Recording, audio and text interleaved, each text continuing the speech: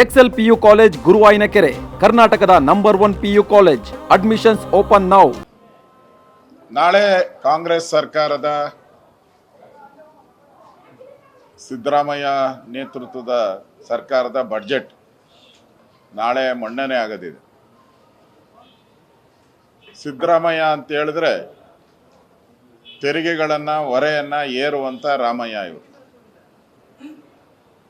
ಕೇಂದ್ರದ ಬಡ್ಜೆಟಲ್ಲಿ ತೆರಿಗೆಗಳನ್ನು ಕಡಿಮೆ ಮಾಡಿದ್ದಾರೆ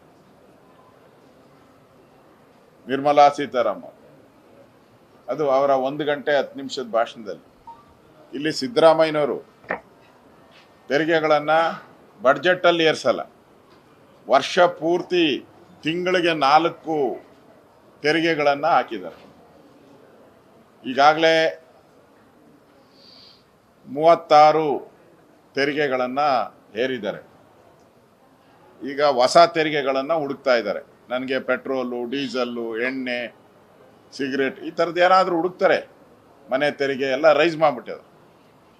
ಅಂದರೆ ಈ ಸರ್ಕಾರ ಜನರಿಗೆ ಏನು ಭರವಸೆ ಕೊಟ್ಟಿತ್ತು, ಚುನಾವಣೆಗೆ ಮುಂಚೆ ಹೇಳಿದರು ನಾವು ಯಾವುದೇ ಜನಗಳ ಮೇಲೆ ಹೊರೆ ಹಾಕದೆ ಗ್ಯಾರಂಟಿಗಳನ್ನು ನಾವು ತರ್ತೀರಿ ಅಂತ ಅವರ ಭಾಷಣದಲ್ಲೇ ಹೇಳಿದರು.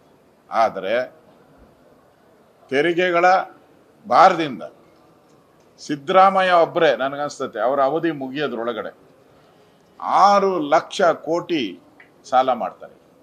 6 ಲಕ್ಷದ ಕೋಟಿ. ನಮ್ಮ ಆರ್ಥಿಕ ಶಿಸ್ತೇನಿದೆ 3 ಒಳಗಡೆ ಇರಬೇಕು. 2 ವರ್ಷದಿಂದನೇ ಅದು ದಾಟ್ಬಿಟ್ಟಿದೆ. 3 ದಾಟ್ಬಿಟ್ಟು ಆಚೆ ಹೊರಟೋಗಿದೆ. ಮ್ಯಾನೇಜ್ ಮಾಡ್ತಾ ಇದ್ದಾರೆ. ಸರ್ಕಸ್, ಈ ಕಣ್ಕಟ್ಟು ವಿದ್ಯೆ ಅಂತಾರಲ್ಲ, ಈ ಕಣ್ಕಟ್ಟು ವಿದ್ಯೆ ಸಿದ್ದರಾಮಯ್ಯನವರ ಈ ಕಣ್ಕಟ್ಟು ವಿದ್ಯೆ ಇದು.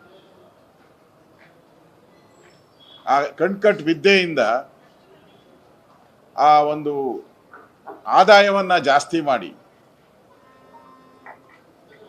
ಇಲ್ಲದೇ ಇರೋವಂಥ ಆದಾಯವನ್ನು ಸೃಷ್ಟಿ ಮಾಡಿ ನಮ್ಮದು ಆರ್ಥಿಕ ಶಿಸ್ತನ್ನು ಕಾಪಾಡಿದಿರಿ ಅಂತ ತೋರಿಸೋವಂಥ ಕೆಲಸವನ್ನು ಈ ಬಾರಿನೂ ಮಾಡ್ತಾರೆ. ಇಲ್ಲದೇ ಇರೋ ಆದಾಯನ ಸೃಷ್ಟಿ ಮಾಡಿ ನಾವು ಆಡ್ತಾ ಇದ್ದಾರೆ. ನಾನು ಇಡೀ ರಾಜ್ಯದ ಯಾರ್ಯಾರು ಮುಖ್ಯಮಂತ್ರಿಗಳಾಗಿದ್ದಾರೆ ಇದುವರೆಗೂ 12-13 ಜನ ಮುಖ್ಯಮಂತ್ರಿಗಳು ಆಗೋಗಿದ್ದಾರೆ. ಅವರೆಲ್ಲ ಎಷ್ಟು ಸಾಲ ಮಾಡಿದ್ರು, ಸಿದ್ದರಾಮಯ್ಯ ಒಬ್ಬರೇ ಅಷ್ಟು ಸಾಲ ಮಾಡಿದ್ದಾರೆ. ಆ ಕೀರ್ತಿನು ಅಂದರೆ ಸಿದ್ದರಾಮಯ್ಯ ಸಾಲದ ರಾಮಯ್ಯ. ಬಡ್ಜೆಟ್ ಬಂದಾಗ ಜನಗಳಿಗೆ ಹೊರೆಯಾಗದ ಬಡ್ಜೆಟನ್ನು ಕೊಡಬೇಕು, ಆದಾಯ ಸೃಷ್ಟಿಯನ್ನು ಮಾಡಬೇಕು, ಆದಾಯದ ಮೂಲಗಳನ್ನು ಜಾಸ್ತಿ ಮಾಡಿ ಜನಕ್ಕೆ ಹೊರೆಯಾಗದ ರೀತಿಯಾಗಿ ರಾಜ್ಯವನ್ನು ಸಾಲದ ಕೂಪಕ್ಕೆ ತೆಗೆದುಕೊಂಡು ಹೋಗದೇ ಇರೋವಂಥ ಜಾಣ್ಮೆಯನ್ನು ಮಾಡಬೇಕು. ಅದನ್ನೇ ಆ ಜಾಣ್ಮೆಯ ಫೈನಾನ್ಸ್ ಮಿನಿಸ್ಟ್ರು ಅನ್ನೋದು. ಪರಿಣಿತಿಯ ಫೈನಾನ್ಸ್ ಮಿನಿಸ್ಟ್ರು, ಜ್ಞಾನದ ಫೈನಾನ್ಸ್ ಮಿನಿಸ್ಟ್ರು ಅಂತೀರಿ. ಆದರೆ ಸಾಲ ಮಾಡಿ ಸರ್ಕಾರ ನಡೆಸೋಕ್ಕೆ ನೀನೇ ಬೇಕಾ? ನಮ್ಮೂರಲ್ಲಿ ಗುಡ್ಡೆ ವ್ಯಾಪಾರ ಮಾಡ್ತಾರೆ. ಏನು ರಸ್ತೆಯಲ್ಲಿ ತರಕಾರಿ ಇಟ್ಕೊಂಡು ಗುಡ್ಡೆ ತರಕಾರಿ ವ್ಯಾಪಾರ ಮಾಡ್ತಾರೆ. ಅವ್ರು ಬೇಕಾದ್ರೂ ಮಾಡ್ತಾರೆ. ಸಾಲ ಮಾಡಿ ನಡೆಸೋ ಅಂತ ಹೇಳಿದ್ರೆ ಅವರೇ ಮಾಡ್ತಾರೆ. ಅದಕ್ಕೆ ಸಿದ್ದರಾಮಯ್ಯ ಹಾಕಬೇಕು. ಸಾಲ ಮಾಡಿ ಸರ್ಕಾರ ನಡೆಸೋಕ್ಕೆ ಏನು ಹೊಸ ವಿದ್ಯೆ ಏನು ಬೇಕು ನಿನಗೆ? ರಸ್ತೆಯಲ್ಲಿ ಕೂತ್ಕೊಂಡಿರೋ ಫುಟ್ಪಾತ್ ವ್ಯಾಪಾರಿನೂ ಕೂಡ ಮಾಡ್ತಾನೆ. ಜನ ಸಿದ್ದರಾಮಯ್ಯನಿಂದ ಬಯಸಿದ್ದೆಲ್ಲ ಸುಳ್ಳಾಗ್ಬಿಟ್ಟಿದೆ. ಜನ ಏನು ಆಸೆ ಪಟ್ಟಿದ್ರು ನಮ್ಮ ರಾಜ್ಯದ ಆರ್ಥಿಕ ಪರಿಸ್ಥಿತಿ ಸುಧಾರಣೆ ಆಗುತ್ತೆ ಅಂತೇಳಿ ಮಾತೆತ್ರ ಹಿಂದೆ ಸರ್ಕಾರ ಅಂತ ಹೇಳ್ತಾರೆ. ಬಸವರಾಜ ಬೊಮ್ಮಾಯಿಯವರು ಸರ್ಪ್ಲಸ್ ಬಡ್ಜೆಟನ್ನು ಕೊಟ್ಟರು, ಸಾಲ ಇಲ್ಲದ ಬಡ್ಜೆಟನ್ನು ಕೊಟ್ಟುಬಿಟ್ಟೋದು. ಇನ್ನೂ ಸಾಲ ತೆಗೆದುಕೊಳ್ಳೋಕ್ಕೆ 24,400 ಕೋಟಿ ಸಾಲ ತೆಗೆದುಕೊಬೋದಾಯಿತು, ಪ್ರಾವಿಷನ್ ಆರ್ಥಿಕ ಶಿಸ್ತಿನ ಅಡಿಯಲ್ಲಿ. ಆದರೆ ತಗೊಂಡಿಲ್ಲ, ಜನಗಳ ತಲೆ ಮೇಲೆ ಹೊರೆ ಬರೋದು ಬೇಡ ಅಂತೇಳಿ. ಆದರೆ ಇವರು ಸಾಲವನ್ನು ಪ್ರತಿ ವರ್ಷನೂ ಕೂಡ ಅಪ್ರಾಕ್ಸಿಮೇಟ್ 1 ಲಕ್ಷ ಸಾಲವನ್ನು ತೆಗೆದುಕೊಳ್ತಾ ಇದ್ದಾರೆ. ನನಗನ್ಸುತ್ತೆ ಈ ಸರಿನೂ ಕೂಡ 1,15,000 ಸಾಲ ಮಾಡ್ತಾರೆ. ಇದು ಮುಂದಿನ ವರ್ಷನೂ ಹಂಗೆ ಮುಂದುವರಿಯುತ್ತೆ. ಕೊನೆಯ ವರ್ಷ ಅಂತೂ ಇನ್ನೂ ಜಾಸ್ತಿ ಮಾಡೇ ಮಾಡ್ತಾರೆ. ಅಂದರೆ ಸಿದ್ದರಾಮಯ್ಯನವರು ಸಾಲದ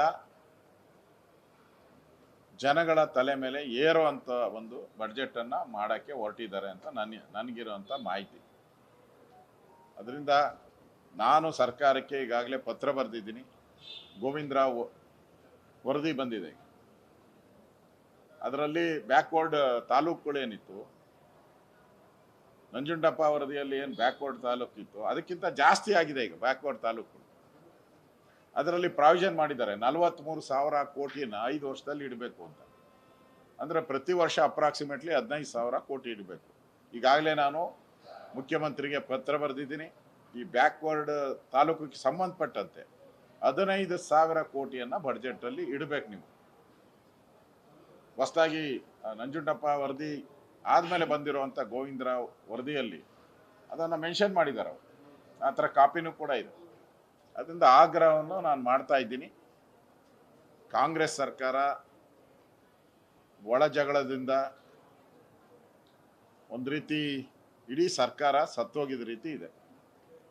ಒಬ್ಬ MLA ಹೇಳ್ತಾರೆ, ರಾಮನಗರದ MLA DK ಶಿವಕುಮಾರ್ ಏನಾನ ಮುಖ್ಯಮಂತ್ರಿ ಆಗಿಲ್ಲ ಅಂದರೆ ನಾನು ಇದ್ದರೆ ಎಷ್ಟು, ನಾನು ಹೋದರೆ ಎಷ್ಟು, ನಾನು ರಾಜೀನಾಮೆನೇ ಕೊಟ್ಬಿಡ್ತೀನಿ ಅಂದರೆ ಸಿದ್ದರಾಮಯ್ಯ ಆಚೆ ಹೋಗಬೇಕು ಅಂತ ಅವರ ಅಭಿಪ್ರಾಯ. ಇಕ್ಬಾಲ್ ಹುಸೇನ್ ಸಿದ್ದರಾಮಯ್ಯ ಇದ್ದರೆ ನಾನು ರಾಜೀನಾಮೆ ಕೊಡ್ತೀನಿ ಅಂತ ಹೇಳಿದ್ದಾರೆ ಅವರು. DK ಶಿವಕುಮಾರ್ ಆಗಲಿಲ್ಲ ಅಂದರೆ ಸರ್ಕಾರ ಒಂದು ರೀತಿ ಕತ್ತಲಲ್ಲಿರುವಂಥ ಸರ್ಕಾರ.